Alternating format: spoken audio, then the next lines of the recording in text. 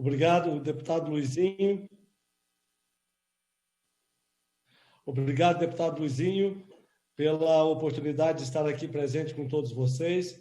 Em nome do nobre deputado, eu cumprimento o Dr. Lincoln Ferreira, presidente da Associação Médica Brasileira, meu chefe, o CBO, Conselho Brasileiro de Oftalmologia, é uma sociedade de especialidade ligada e filiada à Associação Médica Brasileira.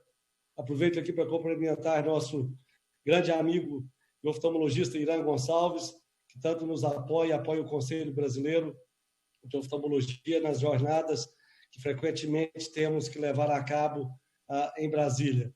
Aproveito, em nome da oftalmologia, cumprimentar a deputada Carla Dixon, que recentemente entra também para a Câmara dos Deputados, e dizer que a oftalmologia brasileira ficou absolutamente comovida, deputada, com a sua entrada para os quadros federais, deixando lá seu estado natal do Rio Grande do Norte.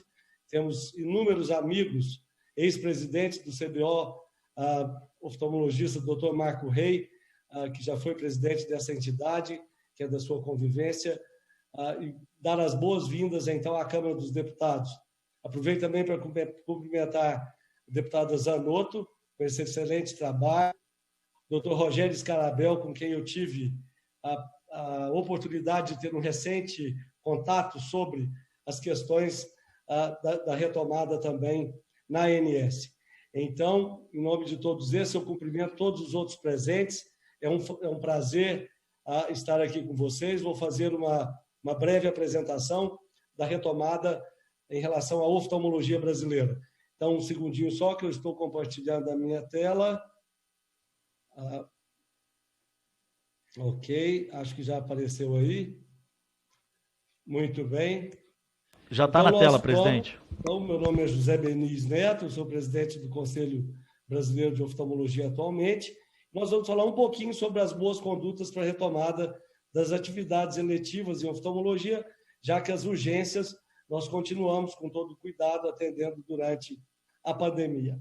Então, quais são as orientações aos nossos oftalmologistas? Elas estão abordadas em uma publicação do Conselho Brasileiro de Oftalmologia, o Manual de Boas Condutas para a Retomada das Atividades Eletivas em Oftalmologia em tempos de Covid-19. E esta atividade foi muito tratada dentro do CBO, com a contribuição de inúmeros oftalmologistas pelo Brasil, e ela está na nossa Smart Page, que eu vou dar o endereço ao final, www.cboinfocovid19.com.br. Muito bem. Então, as orientações são para a equipe técnica e administrativa de todas as entidades, clínicas, consultórios e hospitais, a comunicação que deve ser feita com os pacientes e a comunidade. Nós abordamos lá sobre a área de recepção e espera dos pacientes, respeitando o distanciamento social. Vocês me desculpem, eu vou ter apenas que relacionar esses itens aqui, porque seria muito longo falar sobre cada um deles e estouraria completamente o tempo que nós temos, e a reunião é muito importante. Então, neste manual, nós abordamos tudo isso, a rotina do serviço, como ela deve ser feita, os contatos com os médicos de referência, aqueles que também nós queremos referenciar, avaliação e notificação de casos suspeitos ou confirmados, quando nós temos o contato com os pacientes na marcação das consultas e também na marcação das cirurgias, inclusive nas cirurgias, o termo de consentimento livre e esclarecido, apropriado para a Covid-19. Obviamente, uma das coisas principais é o uso dos equipamentos de proteção individual, as EPIs. Sobre a pressão intraocular, nós abordamos nesse manual que o ideal é que seja feito através do tonômetro de Goldman e que os tonômetros de sopro sejam evitados devido aos aerosóis que eles podem emitir no meio. Também falamos sobre as atividades laborais dos colaboradores, atestado médico e a classificação dos grupos de risco clínico para o nosso atendimento. Sobre o manejo da asepsia, acho que não há novidade grande sobre isso, já que todos estão muito cientes, né, pelo Brasil afora, de como é importante essa asepsia, essa limpeza de tudo que se faz através do álcool etílico, através do hipoclorito de sódio, Então, essa higienização das mãos, evitar tocar órgãos da face que podem transmitir o vírus, o contato próximo com pacientes deve ser evitado. Lógico que a oftalmologia é uma das especialidades, como a otorrinolaringologia também e algumas outras, que tem um contato mais próximo com o paciente devido ao nosso exame do olho, né? Então, obviamente, aqueles cuidados básicos são sempre mostrados aos pacientes e praticados, ficar sem contato e isolamento social o máximo possível. Seguir as recomendações da MS, né? Já que foi mostrado que nos estudos que hoje o que nós podemos mais fazer é a profilaxia com essas atitudes, além do isolamento de higiene local, como acabamos de dizer.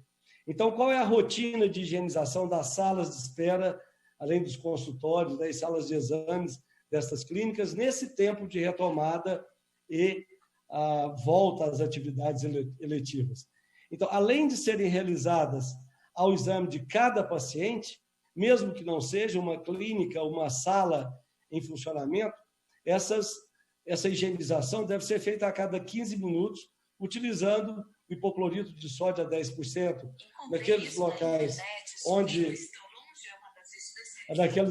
onde há a presença dos pacientes e essa rotação dos pacientes para que sejam examinados, concluídos os exames.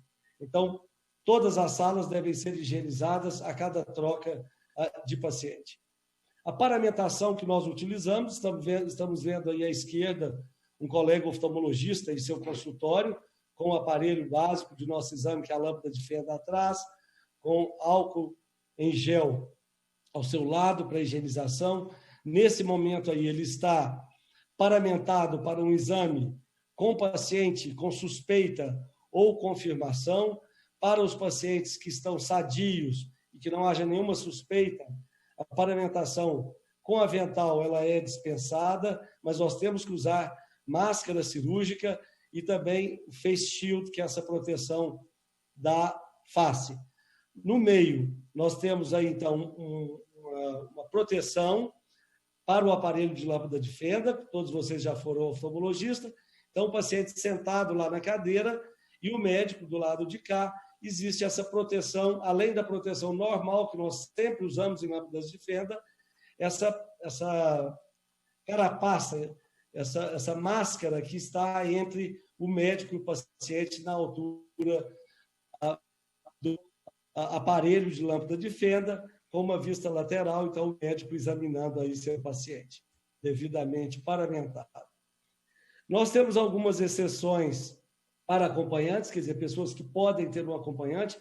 Normalmente, o acompanhante deve ficar fora da sala de exame, mas temos as exceções para as crianças, deficientes físicos, outros deficientes, idosos que necessitam do nosso apoio. Nós classificamos como grupo de risco clínico e para lidar com esses pacientes, como aí a tarja verde, os pacientes sem sintomas de síndrome gripal e fora da idade de risco, que é 60 anos, então deve usar um avental, o médico, a máscara cirúrgica, a máscara facial e luvas. Alguns centros recomendam a utilização de luvas, outros abrem mão, mas faz parte aí de uma boa conduta. Para os pacientes que não têm sintoma gripal, mas acima de 60 anos, o EPI completo, como mostramos naquela primeira foto, máscara N95, bata, luvas, como recomendado pela OMS. E para aqueles pacientes que têm suspeita forte, com sintomas de síndrome gripal ou Covid-19 positivo já em seus exames, esses pacientes devem ser realizados neles apenas exames de rotina, apenas exames de urgência, não exames de rotina, e encaminhados para avaliação em hospitais categorizados para tal. Então, com isso, eu termino o que eu teria para apresentar. Está aí, se alguém quiser fazer um contato para algum esclarecimento por telefone ou por e-mail, e gostaria muito que vocês pudessem visitar a nossa Smart Page do CBO, que é a www.cboinfocovid19.com.br. Lá vocês têm esse manual de boas condutas, na retomada e muitas outras informações, inclusive sobre teleorientação, que o CBO montou um serviço apenas de teleorientação, até a regulamentação de toda a telemedicina, gratuito para consultas apenas no sentido de orientação, então, de pacientes para todo o Brasil, sendo atendidos por médicos oftalmologistas especializados. Isso eu passo essa informação também para a doutora Carla Dixon, que está recém-chegada. O doutor Irã, com certeza, já sabe de tudo isso. Eu agradeço muito a atenção de todos. Eram essas as minhas observações. Obrigado, deputado Luizinho.